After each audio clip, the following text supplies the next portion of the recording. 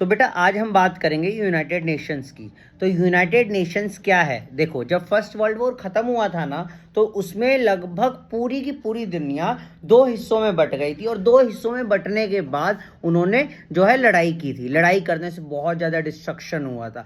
Destruction होने के कारण क्या हुआ, सारी कंट्रीज ने फर्स्ट वर्ल्ड वॉर के बाद ये डिसाइड किया कि एक ऐसी ऑर्गेनाइजेशन होना चाहिए, एक ऐसी संस्था होनी चाहिए जो अंतर्राष्ट्रीय स्तर पे, इंटरनेशनल लेवल पर देशों के बीच में जो है पीसफुल वो कर सके, सिचुएशन से ला सके, ठीक है, शांतिपूर्ण माहौल ला सके। तो इसके लिए उन्होंने क्या किया, उन्होंने एक ऑर्गेनाइजेशन बनाया जिसका नाम रखा यूनाइटेड नेशंस। यूनाइटेड नेशन का मेन काम क्या था कि जितने भी कंट्रीज है सब में पीस रखना, यानी कि शांति रखना, ठीक है। और ये कब आया था? 24 अक्टूबर 1945 को। कब आया था? 24 अक्टूबर 1945 में आया था। इसकी टोटल मेंबर कंट्रीज उस टाइम कितनी थी? 183 कंट्रीज एग्री हो गई थी कि हम यूनाइटेड नेशंस के मेंबर बनेंगे। और याद रखना, 24 अक्टूबर को यूनाइटेड नेशन डे मनाया जाता है। बेटा यूनाइटेड नेशंस के ना टोटल 6 ऑर्गन्स होते हैं।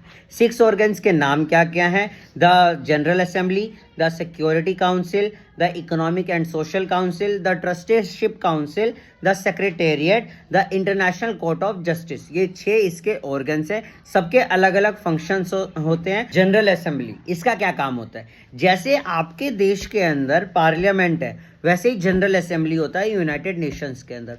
हर एक देश क्या करता है, इसमें अपना रिप्रेजेंटेटिव भेजता है, यानी कि पूरे देश को एक व्यक्ति रिप्रेजेंट करता है, उसको वो यहाँ पे भेज देता है। और इनका काम क्या होता है, ये इश्यूज यानी कि प्रॉब्लम्स डिस्कस करते हैं जो कि रिलेट करता है वर्ल्ड पीस से और सिक्योरिटी से। बात करते हैं सिक्योरिटी काउंसिल की। सिक्योरिटी काउंसिल क्या है? इसका मकसद यही होता है कि पीस बना के रखना, ठीक है। इसमें टोटल 15 मेंबर्स होते हैं।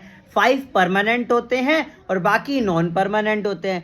परमानेंट मेंबर्स के अंदर United states of America, United kingdom और चाइना, फ्रांस, रशिया, ये 5 मेंबर्स परमानेंट होते हैं, याद रखिएगा। यूनाइटेड नेशन के इस ऑर्गन का नाम है इकोनॉमिक एंड सोशल काउंसिल। जैसा कि नाम से पता लग रहा है, इसका काम ही जो है सोसाइटी के लिए काम करना होता है, इकोनॉमिकली काम करना होता है। तो इसके अंदर अलग अलग और भी पार्ट्स हैं, जैसे यूनेस्को, यूनिसेफ, हू, ILO, FAO, ये सभी इसी के अंदर आते हैं। बेटा यूनाइटेड नेशन के अगले ऑर्गन का नाम है द ट्रस्टीशिप काउंसिल। देखो, जब दुनिया के सारे देश जो हैं वो आज़ाद नहीं हुए थे, तो क्या हुआ था कि इस काउंसिल का काम होता था, ये उन देशों का देखभाल करती थी कि उसके अंदर ह्यूमन राइट्स को मेंटेन किया जा रहा है या नहीं किया जा रहा है। अब क्योंकि सारे के सारे देश दुनिया में आज़ाद हो चुके हैं, तो ये जो है ट्रस्टीशिप काउंसिल अब फंक्शनल नहीं है।